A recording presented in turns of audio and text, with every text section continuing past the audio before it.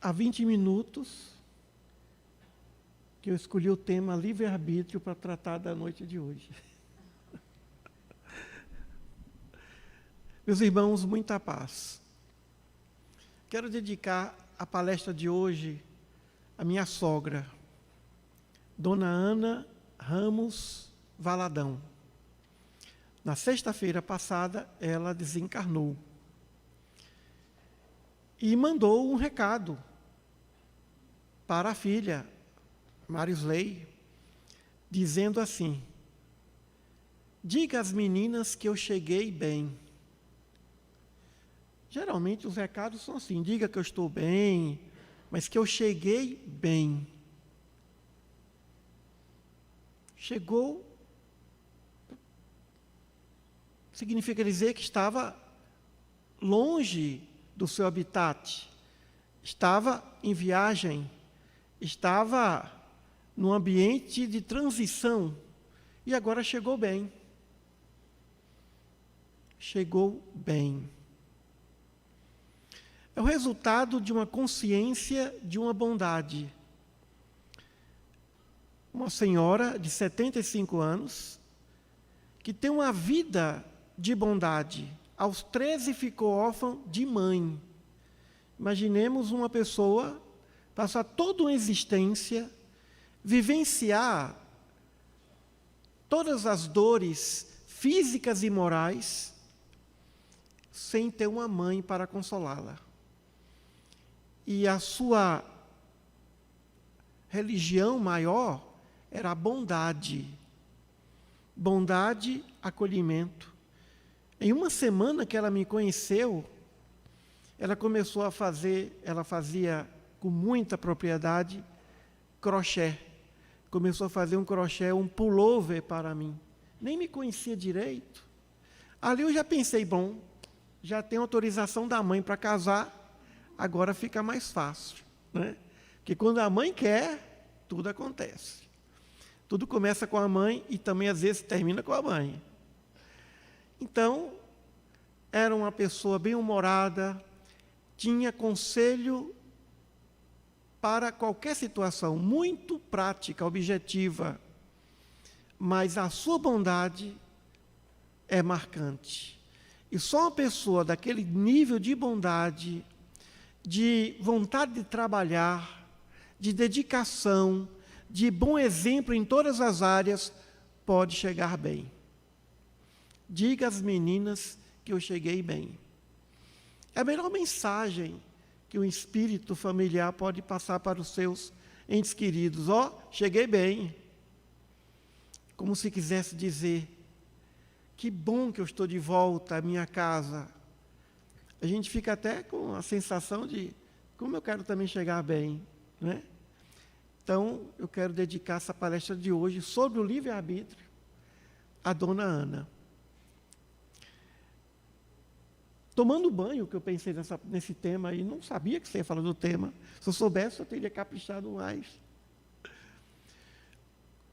Allan Kardec, no Livro dos Espíritos, indaga aos espíritos como Deus cria o espírito. E os espíritos respondem: isso é um mistério, dizendo-nos que não temos ainda a condição de entender esse processo de criação do espírito. O que significa criar espírito? Significa dar àquele ser uma individuação de uma consciência moral. Os animais têm inteligência, que é o instinto. Os animais têm consciência, mas é uma consciência de natureza material. Eles não têm o livre-arbítrio moral para fazer escolhas. Eles não têm escolhas. O seu DNA espiritual está traçado para aquele tipo de atitude. Eles entram, inclusive, na cadeia alimentar. Cada um tem a sua importância dentro do contexto do meio ambiente, mas a individuação, o processo para que chegue até aquela entidade espiritual a consciência moral do que é certo e do que é errado, isso ninguém sabe. Então, esse processo, ele começa realmente dos minerais e avança para os vegetais, evolui para o reino animal, até chegar ao reino hominal. O ser humano não é um animal, nem animal racional. O ser humano é uma espécie que habita espíritos que têm consciência moral. E qual é o grande objetivo da consciência moral? Amor. Nós somos uma consciência que ama. Ah, mas os animais amam, os animais sentem, os animais pensam, os animais se comunicam, mas dentro de um universo material desprovido de natureza moral. Eles não têm compromisso moral perante as leis de Deus, diante ou ante suas ações. Eles não respondem moralmente. É lamentável nós vermos no século XIX processos na área do direito, processos de natureza penal, condenando animais por algumas atitudes. Um papagaio foi condenado à morte por ter dado vivas ao rei depois de uma revolução. O galo foi condenado à morte porque picou o olho de uma criança. E o cavalo porque derrubou seu dono. O elefante porque estragou uma plantação. Isso no século XIX, logo ali. Logo ali. E por falarmos em direito, a coisa que mais ameaça o ser humano diante das transgressões é quando ele se vê sob a punição da perda da sua liberdade. O ser humano ama a liberdade mais do que a própria vida. Prefere morrer a perder a liberdade. Então, Allan Kardec, no Livro dos Espíritos, também coloca a lei da liberdade como sendo uma das leis morais, das 10 das leis morais, que compõem a lei natural, a lei da evolução, a lei biológica da evolução. Eu disse que o homem, o ser humano, a espécie humana, é uma das espécies que abrigam o espírito. Outras espécies existem, não só a espécie humana. Não somos a única espécie que abriga seres que têm consciência moral. Existem outras espécies. Muito bem. Essa lei de liberdade, ela não age sozinha. Ela está vinculada a outras leis. Por exemplo, a lei de igualdade. Para que possa existir liberdade, porque a liberdade é um patrimônio, terá de haver também a igualdade de oportunidades para que o espírito, criado simples e ignorante, o que significa simplicidade e ignorância? Simples. Ele não tem virtudes. Eles são desprovidos de virtudes morais. Não entende tantas coisas. Esse livre-arbítrio é extremamente limitado, ignorante. Não tem uma inteligência, uma intelectualidade para compreender as consequências dos seus atos. Então é dado a esse espírito, agora, na sua individuação, no estágio primitivo de sua evolução, uma consciência mínima do que ele deve ou não fazer. Mas isso no campo da sobrevivência, muito próximo ao reino animal. Quanto mais evoluído é o espírito, mais preocupado ele fica com as necessidades de atender à sobrevivência corpórea, ou de atender às exigências do corpo, ou o fluxo natural da fisiologia da espécie humana. Quando ele começa a entender, a interagir, a conviver em sociedade, já que existe uma lei também chamada lei de sociedade, ele vai desenvolver, convivendo com as pessoas, essas virtudes. Ou seja, as virtudes espirituais não são conquistadas isoladamente. Necessitamos uns dos outros para o desenvolvimento das virtudes intelecto-morais. Então, surge o que se chama de livre-arbítrio, livre vontade, livre interesse, porque o indivíduo age ou pela ação da vontade ou pela ação do interesse. O móvel das ações humanas está ou na vontade ou no interesse. Fazemos ou deixamos de fazer por vontade ou por interesse. Muito bem.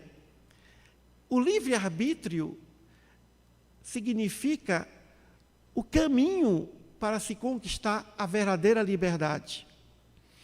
O espírito perfeito e o espírito muito imperfeito, inferior, quase que não tem livre-arbítrio. O inferior, porque ele vive sob a égide da lei natural que diz que ele não pode fazer o que ele quer. E o perfeito, porque já não tem vontade própria. A sua vontade é a vontade daquele que o criou.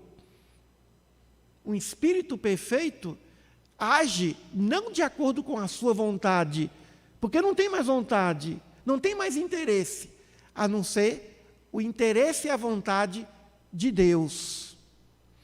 Então são extremos. Um espírito muito inferior e o espírito perfeito não tem livre-arbítrio. Então o livre-arbítrio está a caminho dentro do processo de evolução, dentro do processo entre as escolhas entre o bem e o mal. O perfeito não escolhe entre o bem e o mal, é entre o bem e o bem. E o imperfeito, entre o mal e o mal, entre o mal maior e o mal menor. Não, é melhor matar um do que matar 100.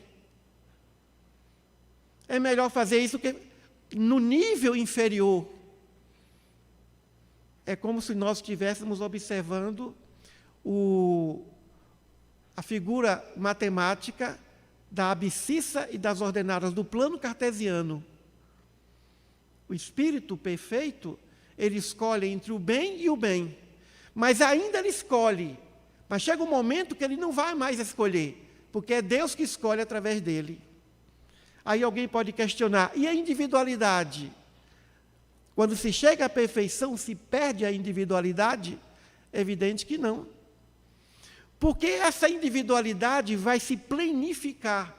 Por mais que o espírito seja perfeito, a sua liberdade jamais será absoluta, porque somente quem goza de liberdade absoluta é Deus.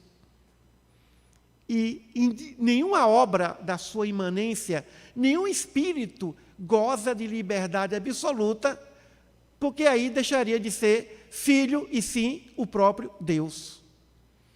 Então, ainda que o espírito chegue à perfeição e que a sua vontade seja a vontade do Pai, ele ainda tem vontade, ele ainda tem um pouco de livre-arbítrio, e esse livre-arbítrio demarca a sua condição de ser filho de Deus. Quando o nosso mestre esteve aqui, ele disse assim, eu não vim fazer a minha vontade, mas a vontade do Pai que me enviou. Então ele tinha vontade. Se ele tinha vontade, embora sendo o espírito perfeito, significaria dizer que, mesmo sendo perfeito, os espíritos não têm como ser plenamente o reflexo, o espelho de Deus. Quanto mais evoluído é o espírito, maior será a sua liberdade de ação. Quanto mais nós usamos a livre escolha para o bem, para ajudar, para socorrer, para agir de acordo com a bondade, e por isso que eu digo que a maior das virtudes é a bondade. Porque o bondoso é humilde, é caridoso, é paciente, é persistente. A bondade representa não a manifestação apenas de sentimento, mas a manifestação de ação direta de um livre-arbítrio que é feito, que é usado para ajudar, para ser solidário. Então, poderíamos dizer que a liberdade é um saldo bancário. Dispomos ali de um depósito. E o livre-arbítrio, as nossas escolhas, ali está a condição de aumentar ou não esse saldo bancário. Quanto mais se usa o livre-arbítrio para respeitar os direitos naturais de alguém, maior será o saldo bancário da liberdade. Mais liberdade tem. Quanto mais se utiliza desse livre-arbítrio para respeitar o direito natural de alguém, e o que significa respeitar? Atender essas pessoas em suas necessidades. Mas quando se causa dano material ou dano moral a alguém, vai perdendo. O saldo vai diminuindo da conta, vai perdendo a liberdade. Por isso que muitos espíritos vivem prisioneiros de suas consciências, através do remorso, através do sentimento de culpa. Vive um tormento, um verdadeiro inferno consciencial, porque já não dispõe de liberdade. É semelhante àquela pessoa que praticou um crime no passado e passa 20 anos e não foi pego. Aí chega um momento que não aguenta mais, vai à delegacia e confessa o crime ao delegado. E aí vai ter que provar ao delegado que realmente praticou o delito. O que faz uma pessoa gozando de liberdade plena, pode ir onde quiser, se sentir prisioneiro da própria consciência? É semelhante também àquela pessoa que adquiriu bens de forma ilícita. É um prisioneiro. É semelhante àquele também que bebe muita água, mas a água é salgada do mar. Tem muita água, mas a água não mata a sede, nenhuma gota dela. Então nós temos um tesouro nas mãos. Quando Jesus disse, o reino dos céus está dentro de vós, falava da consciência. Ela é o tesouro que nós temos. E precisamos iluminar essa consciência através de atitudes mentais, emocionais e físicas que estejam a serviço do bom uso do livre-arbítrio. Como é interessante nós termos escolhas. Como é triste muitas vezes uma encarnação compulsória. Compulsória, como já vimos. Criança sem pernas, sem braços, cega e ainda com problema mental. Que prisão!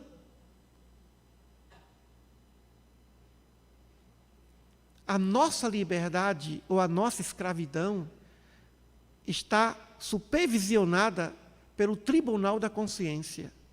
Os nossos atos, meus irmãos, funcionam ou são semelhantes aos advogados de defesa e de acusação. E a consciência que julga. E quando o indivíduo está em harmonia com a sua consciência, se sente bem com a sua consciência, ele goza de paz.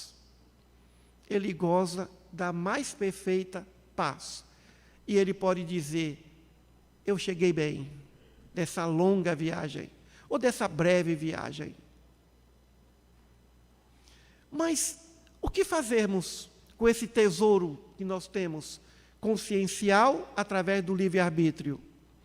Se estamos amarrados ao passado, se estamos colhendo, vendo a consequência do hoje em relação ao ontem, e sabemos que o hoje repercutirá no amanhã, Na verdade, não existe o amanhã nem o ontem, existe o eterno presente. Foi no presente de ontem que nós agimos bem ou mal. E será no presente de amanhã que vamos colher o presente do aqui e do agora, ou seja, o presente do momento. Então, nós precisamos estar atentos ao aqui e ao agora, ao dia de hoje, ao momento presente. E Jesus nos deixou a lição: não vos preocupeis com o dia de amanhã, a cada dia basta o seu trabalho. Ou seja, como ele também poderia dizer, nem com o ontem. E ele disse isso. Deixar os mortos enterrar seus mortos, ou seja, deixa o passado que já morreu, que não existe mais, existe apenas no campo da memória. Deixar os mortos enterrar os seus mortos significa se preocupar, se escravizar, se ater a um passado que não volta mais. Então, é o hoje que nós temos que trabalhar, concentradamente, pensando antes de agir, pensando nas consequências dos atos e sabendo que essas consequências nos santificarão ou nos levarão a um sofrimento que também não é permanente, porque tudo passa. Tudo passa menos o amor, tudo passa menos a bondade, tudo passa menos a luz da perfeição do Espírito. Mas o que não foi isso, tudo passa, sofrimento passa. Estágio evoluído de espírito também passa. Então nós deveríamos pensar. Quando muitas vezes a enfermidade nos socorre, o que a enfermidade faz conosco? Nos tira a liberdade. Não estamos livres com a enfermidade, porque não estamos saudáveis. Assim como a enfermidade do corpo tira a liberdade do espírito, do corpo, também a enfermidade do espírito, através da consciência ultrajada, também tira a liberdade desse espírito e a alegria de viver. Então, nós temos que concentrar no aqui e no agora. E muitas vezes precisamos de ajuda de pessoas. Ajuda da ciência. Porque nem sempre sozinhos temos condições de levantar depois de uma queda moral. Então, precisamos de ajuda. Oração, ajuda profissional, a amizade, a solidariedade. Quantas vezes nós nos sentimos presos dentro de um ambiente de liberdade? Cada um de nós que estamos aqui podemos ir para qualquer lugar. E porque muitas vezes a pessoa passa toda uma existência sem sair da sua cidade, sem conhecer outros lugares. Muitos necessitam disso, outros não. Outros não. Porque sabe que a verdadeira liberdade é do pensamento, que vai além, que transcende. Então, vêm as regras da evolução. Faça ao outro o que gostaria que o outro fizesse. Dentro do estudo do livre-arbítrio, precisamos pensar. O que é necessário? Pensar nos valores. Os valores. O que é necessário, o que é útil e o que é importante. O necessário é o básico. É aquilo que o espírito não pode deixar de fazer. O útil, ele faz depois que atende às necessidades espirituais. E o importante é muito mais. Se der tempo, faz o importante. Mas o que temos que fazer é a lição de casa. E a lição de casa é evoluir. A lição de casa é ajudar o próximo. A lição de casa é socorrer o próximo. A lição de casa é amar o próximo. Se der para amar o distante, ótimo. Ama o próximo, é necessário. Aquele que está mais um pouco distante, é útil. Amar toda a humanidade é importante.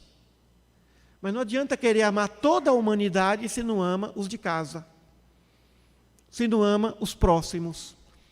Não adianta querer amar toda a família espiritual se não ama os de casa. Jesus estava no alto da cruz e a maior preocupação dele, com quem vai ficar minha mãe para cuidar da minha mãe? E apresentou João Evangelista para cuidar da sua mãezinha. Ele que veio com a missão espiritual, em momento algum desprezou as necessidades, as obrigações, os deveres necessários.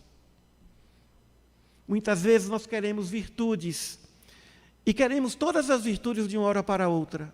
O sonho da santidade. O sonho da santidade. Se não pudermos amar alguém, vamos pelo menos respeitá-lo. É como o direito não obriga ninguém a amar alguém. Quem obriga é a consciência. É o mundo da religiosidade, da espiritualidade. O direito só quer respeito. Se não puder amar, respeite. Se não puder amar, seja educado, educada, trate bem. Se não puder ser carinhoso ou carinhosa, afetuoso ou afetuosa, haja com educação. Sabe ouvir, sabe falar. O básico é educação. O básico é respeito. Porque se isso não acontecer, como haveremos de amar o inimigo? Como haveremos de amar o inimigo? Que é outro nível, outro estágio. Amar inimigo, mas se não pudermos amar o inimigo, respeito ao inimigo. Seja educado com ele. Não fale mal dele. Proteja o seu inimigo. Proteja o seu inimigo. Ou seja, o necessário, não fira. Se não puder amar, não fira. Então nós temos muitos anseios espirituais. Quando nós conhecemos a doutrina espírita e as verdades de Jesus, nós sonhamos com a santidade, com a evolução, de sermos espíritos melhores. Mas não podemos esquecer que uma grande montanha, por maior que seja, ela é composta de pequenos grãos de areia. Os grãos de areia são nosso dia a dia. Aos poucos vai se construindo esse trabalho espiritual que é a necessidade nossa. As 3 tentações de Jesus estavam todas ligadas ao poder. Faça isso que eu vou te dar o poder. Faça aquilo que você vai ter todo o tesouro do mundo. E nós vivemos num planeta trabalhando diuturnamente, pensando diuturnamente em adquirir bens materiais. Ou seja, não é para isso que nós estamos aqui. E se temos bens materiais, vamos reparti-los, dividi-los, para que os outros que não têm também possam ter o básico, o necessário para a sobrevivência digna. E começa dentro de casa, com guarda-roupa, as gavetas, aquela roupa que não se usa mais, aquele bem material que não se usa e que não tem nenhuma utilidade, nem mesmo emocional, está ali apenas como uma energia parada, acumulada, acumulando a infelicidade dos seus proprietários. E muitas vezes atraindo aqueles que furtam ou que roubam. Então, é claro que é complexo isso. Todos nós, nesse nível transitório de evolução, somos diferentes. Mas quanto mais evoluirmos, vamos perceber que somos iguais. Os espíritos perfeitos e até os superiores se veem na mesma condição. São extremamente parecidos pensam de forma semelhante. São almas verdadeiramente gêmeas no nível superior. Mas a nossa personalidade marcante ainda é muito visível no estágio transitório de evolução no qual ainda nos encontramos. Por isso, que aquele indivíduo que julgamos ser inferior, porque está numa posição espiritual inferior, ele um dia vai chegar lá. Ele um dia vai entender. E como Jesus disse, não sabe o que faz, não sabe o que fala e não conhece as consequências dos seus atos. E por isso que o direito também nos coloca assim.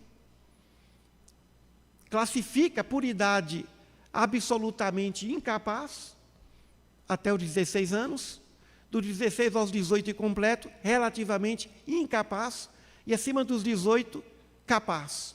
Quem é o capaz? Aquele que é capaz de perceber as consequências dos seus atos. Que sabe que os seus atos poderão ou não gerar recompensa ou gerar punição. E a punição é um processo de reeducação para que o indivíduo aprenda, através da dor, que não se deve desrespeitar as leis de Deus. O nosso Pai nos ama profundamente.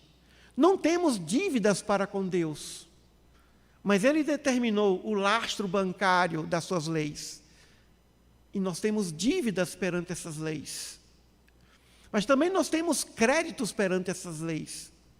Se alguém nos deve 10 e não paga, e quando nós entregamos para a lei divina, acredite, ela vai nos devolver 100. Mas se nós ficamos ali cobrando os 10, nós poderemos estar diante dela devendo 100. E Jesus conta uma parábola sobre isso.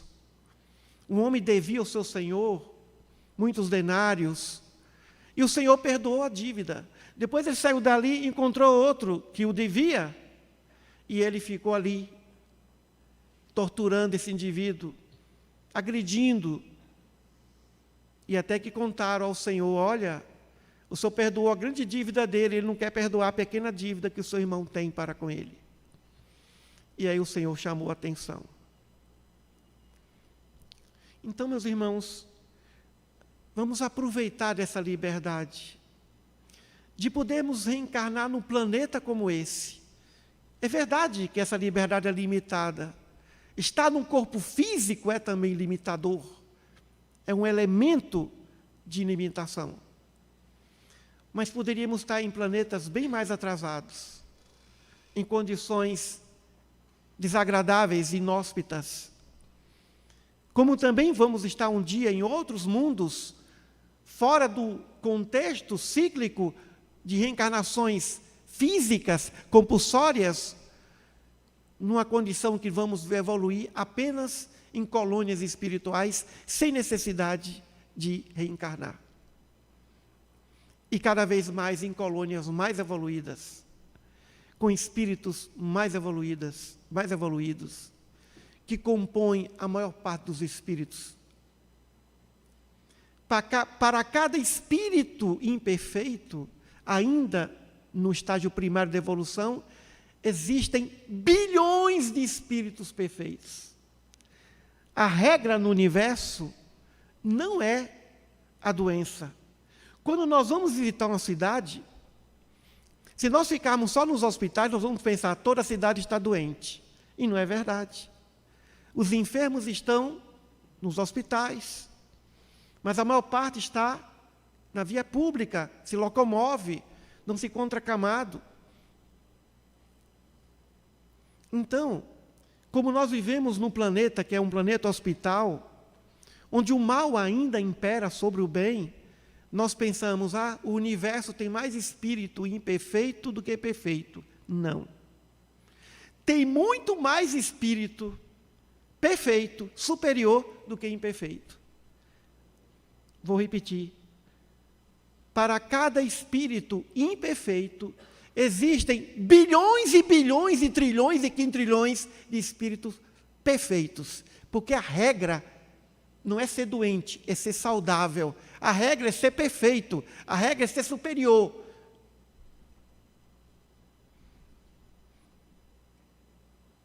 Mas nós não sabíamos disso, né? Não, perfeitos são poucos aqui. Como médico, enfermeiro, fisioterapeuta, agente da saúde no hospital, são poucos. Como Jesus, existem uma quantidade infinita de espíritos. Nós somos a exceção da regra.